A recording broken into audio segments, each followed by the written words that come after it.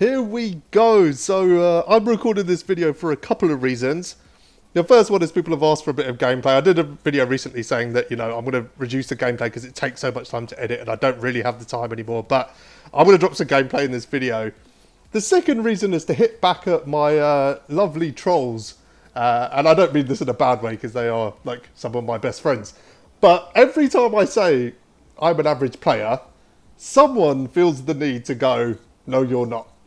Whether it's a hashtag #CompJazz or you're not average anymore or whatever it is, there always seems to be an instant reaction to me saying I'm an average player. So I've been playing MyTeam for a year.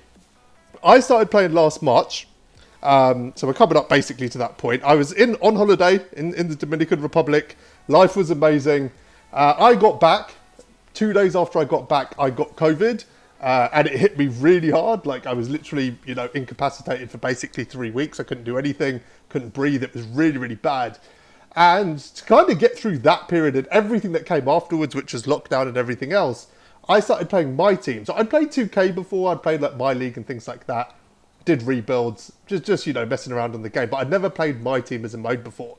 But last March, basically just under a year ago, I started playing MyTeam. And when I started playing, I was absolutely terrible. And the first sort of year of playing it, 2K20, I described myself as an average player that had good success. And the reason I had success is because I kind of figured out how to get ahead. I knew how to overall glitch and all of these things. And okay, you could argue that even if you're overall glitching, it takes a level of skill to get to that next level. But every time I loaded in with my main team into Unlimited last year and tried to just play a competitive game, I got blown out by 50. So I was under no illusions. Actually, I was probably a less than average player who was having success in the game. This year, as it rolled round, I became really passionate about the game mode and all of these things. And I'm in an amazing place now where I have a YouTube channel. I have a podcast dedicated to this game mode. It's a big part of my life now. But have I progressed to average and beyond? That's the question. And I don't really want to answer that question because I really do think I'm an average player. And I think it's good for the community for more people to start saying they're an average player. Because maybe if more of us start thinking of ourselves as average, we won't get so frustrated when we lose. We won't put so much pressure on ourselves to win. We won't send out snarky, toxic, troll messages to other people if they beat us because we thought we were going to win. I think there's something healthy about saying I'm an average player, but there is no denying over the last year, and Notorious God said this on the podcast a couple of weeks ago, after a year of playing this game, you can't still be average. You have to be above average. And I'm probably going to say now I am above average. But even as someone who, has a YouTube channel, has a podcast dedicated to the game mode, you will be shocked how often I get blown out in this game mode. I would say 1 in 5 games, it's going to go one of 3 ways. Either I do win comfortably, either I have a very close game, and I tend to win the close games. So I think my composure is quite good. So I tend to win a lot of the closer games. So let's say 2 in every 5 is a comfortable win. 2 in every 5 is, a sort of tighter win, like a closer game. But 1 in every 5, I get blown out still to today, right? So I guess that doesn't mean I'm average because it happens 1 in every 5 games. So I'm going to accept that I'm above average. But I just want to talk you through the journey over the last year and then show you a gameplay from a game I played a couple of days ago, which I think really sums up the progression I've made in the game. My defense has definitely leveled up, my offense has leveled up. And I'm just going to walk you through the things that I kind of learned along the way and how I got a little bit better over that year. I'm never going to play enough. I'm never going to play enough 2K because I have businesses, I have podcasts, I have all sorts of things going on. I'm never going to play enough to get to that elite level, that comp 0.1% level. I'm never, ever going to be that good at the game. Because if I said I was, it'd be disrespectful to the people who are that good at the game because they put in the work that I'm never going to put in, right? So I'm never going to be that good. I'm happy to sit somewhere between sort of 60% and 80%. That's probably where I want to sit, and I'm really happy to do that. But before I get into all of that, guys, like and subscribe, of course. We are absolutely rolling on this channel. I just keep saying this again and again because it never stops rolling. You guys are absolutely killing it. There's no other word for it. You're absolutely killing it. You are making this the most enjoyable experience imaginable for me. The new subs every day, the comments that you guys leave, the genuine support. It's not just comments. You guys leave messages every day just saying you support me, what I'm doing, and that means the world to me. I never want to get that lost in any of the messaging I'm putting out there.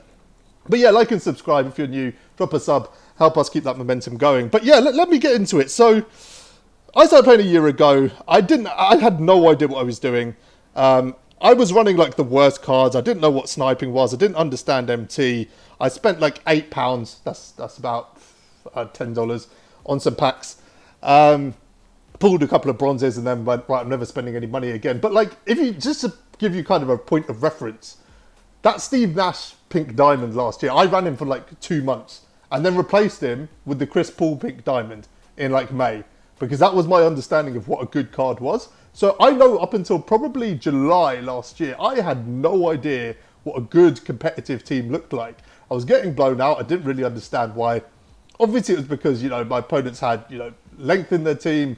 You know, they had the right badges. I had no idea about badges. Tendencies, didn't understand. I couldn't do a animation, like signature animation, dribble move. I couldn't do any of that. So I was literally just loading into a game, passing the ball around and running to the rim and hoping I would score. And I was doing that with the worst possible players to do that. You know, rim running with a 6-foot point guard is definitely not the way to go. But by sort of July, I started to figure it out. And like when it came to sort of unlimited and things like that, I was playing a lot more of unlimited. That was the key. I'd already gone 12-0, but I was doing it sort of glitching all the way through. And the first time I tried to go 12-0 with my main squad was for Michael Beasley. And I actually did it. I did it once. But it was a really lucky run. Like, it was the luckiest run, and I was so aware of it while it happened. I think like 8, maybe 9 of those 12 games, I just got horrible mismatches anyway in my favour. And then there was like 3 games I actually had to win. And I just kind of got used to the game mode a little bit better, I guess, at that point. But I started to understand the mechanics of the game, how you build a team, what are the right badges to have, what are the right players to be running, and all of this. But I got a real good handle on MT at that time.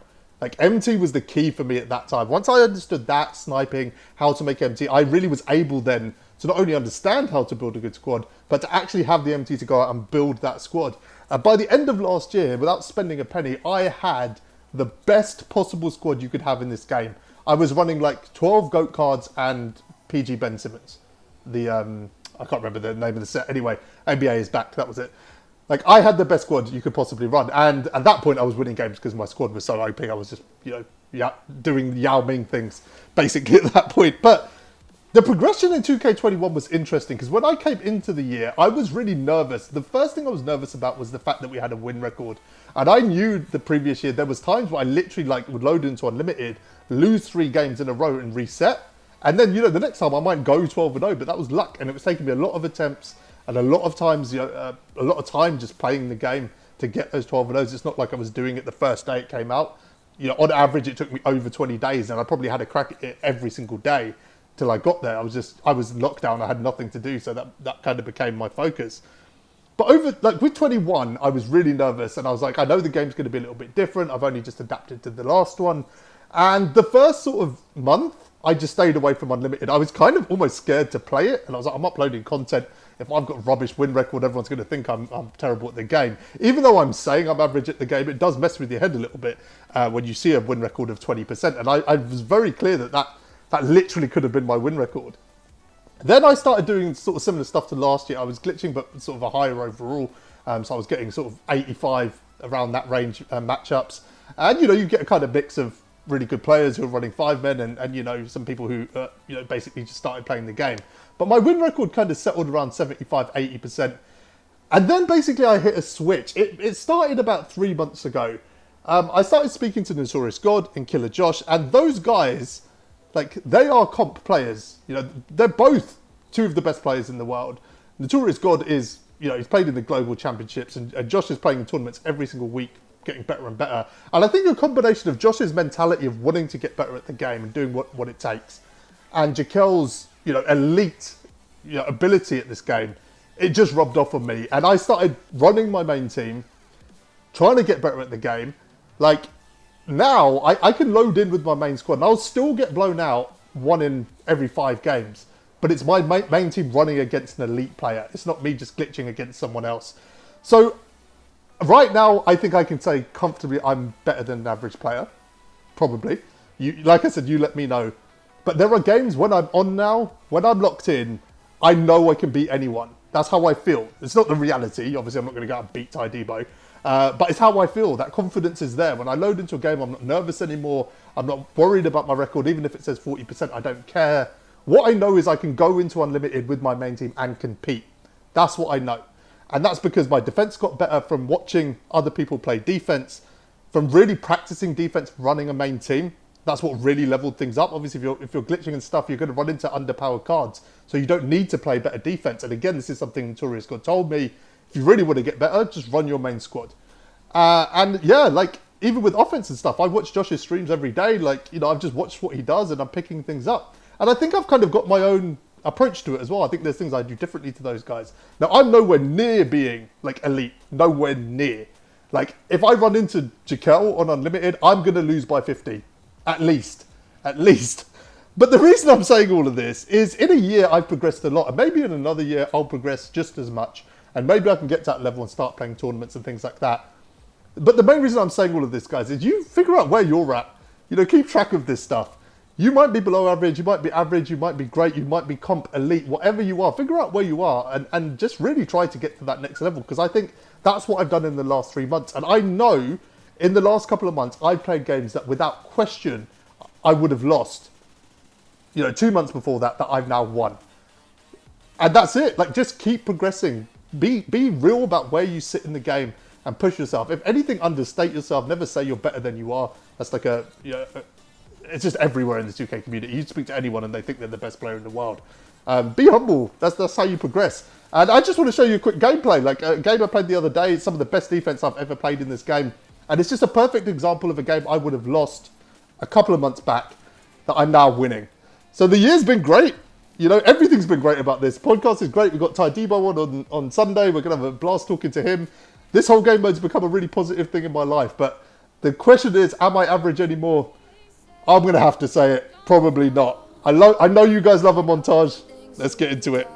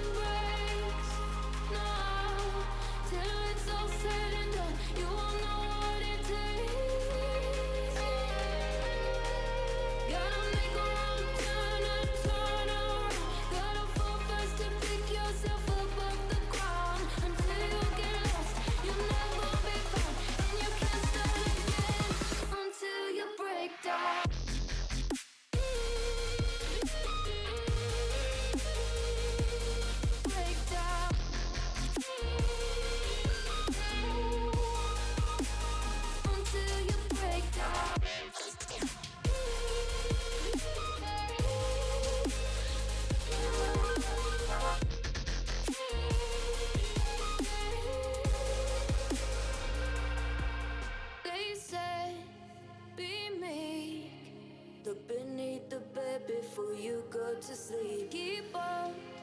I shine. You'll surely get burned if you reach out and touch. My mind is a battle, I'm trying to hide it. Getting these voices inside to stay quiet. On to the place where all this began. Just start again. I'll see the light until the dawn breaks. No, till it's all said and done.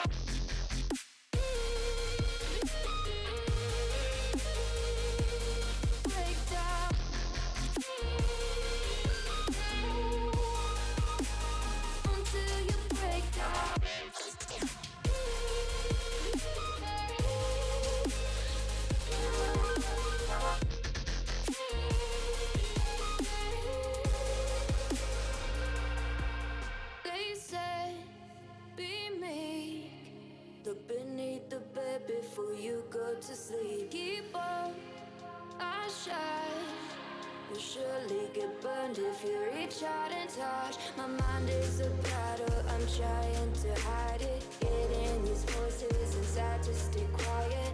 On to the place where all this began. Just start again. Won't see the light until the dawn breaks.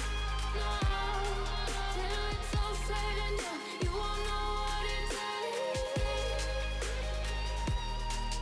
Gotta make a wrong turn and turn around. Gotta fall first to pick yourself up off the ground. Until you get lost, you'll never be found. And you can't start again until you break down.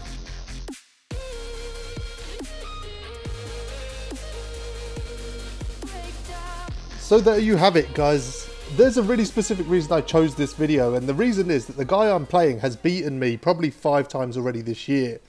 Now, this game was last week, and you can see the progress, like between 2 months ago where this guy actually ended a 12-0 run for me, versus this game now and the progress I've had over the last couple of months. So I really thought it was the best game to kind of point all of that out. And there's a lot of things I did better in this game than I did whenever I played him before. You saw us reading those passing lanes pretty well. You saw us mixing up on-ball and off-ball defense. You saw us, probably the best thing we did in this game was just picking our shots. We took the 2 when it was on, and we took 3s when the opportunity presented itself. We didn't force anything. These are the progressions that happen over time. I'll just show you the box score quickly from this game as well. You can see we shot the ball really efficiently. Wade went 4 for 5, but Lonzo went 2 for 2. Marin, Jameson both went 1 for 1. The shot selection was just really, really good throughout the game. And again, it's about leveling up. You know, he's got a good squad, and it's one of the reasons I always struggle against this guy. He always has like 10 of the best players in the game. And in this game, it just didn't matter because we leveled up. We were able to hold our own. And for the first time, you know, the amount of times I played this guy, the first time we were able to beat him. The squad was good. They did what they needed to do. Let's just have a look at the team comparisons. You can see our splits there. You know, that's exactly what you want to see. Just look at the steal numbers, 13. We got 4 blocks on him. Again, like, I'm not saying this guy's amazing at the game, but to me, 2 months ago, he was. And 2 months ago, he was that guy, one of the guys that, you know, as soon as I saw his name pop up, I kind of knew I was going to take an L. There's games where he blew me out. So for me to win this game that confidently and really win it, you know, not rely on the CPU, we got those steals, we got in those lanes, we got those blocks ourselves. It wasn't just the CPU. We had a high 3-point shooting percentage because we picked our shots. That's why. So am I average anymore? Probably not. I've learned too much and I hang around with people who are too good at this game to not learn, you know, at least the basics. But the key here, guys, is be humble and keep learning. You know, you can progress really quickly if you get your head down. That's all for now, guys. It's been a year. It's been awesome. Until next time, thanks for watching.